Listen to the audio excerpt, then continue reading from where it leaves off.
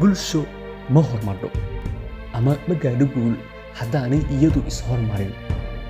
bulsho ma noqoto bulsho baraare gaadha oo magac iyo sumcad yeelata haddaanay iyadu magacaas iyo sumcaddaas aanay iyadu abuurin. maalin dhaweyd waxaan akrinayay wargeys ka soo baxa magaalada London ee boqortooyada midowday jasiiradaha midoobay ee United Kingdom.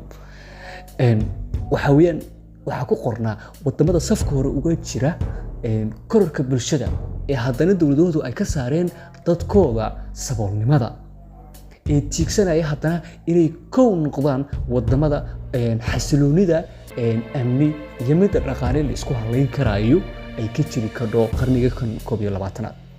isla markiiba dib waxaan u xasuustay wadankayga duruufuhu ku nool yahay iyo maalin walba imisa naga dhimanaysa imisa ayaa siyaabo laga baaqsan karayo dadkeena ku dhimanaya imisa dalka iyaga ku dayacan oo haddana lagu diganaya maalin walba imisa dadkii u dhaartay wadankan kan ay khiyaanayaan oo ay propaganda ka fidinayaan qaranka ay mas'uuliyadooda dhabar ka saarteen.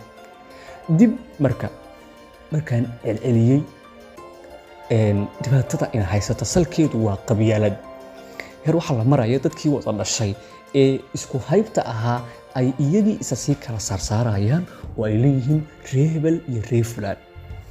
qofka wax bartay ee aqoonta leh heer uu qabiilkii isagu ku adeeganayo oo uu ku awrkacsanayo maalinkii ka jajaban tahay maalinka kaleetana uu ummadda ka waaninayo. qabiil sidiisaba qaran laguma noqdo waxaana astaan ku ah 30 sano ayaynu halkaa ka taaganahay.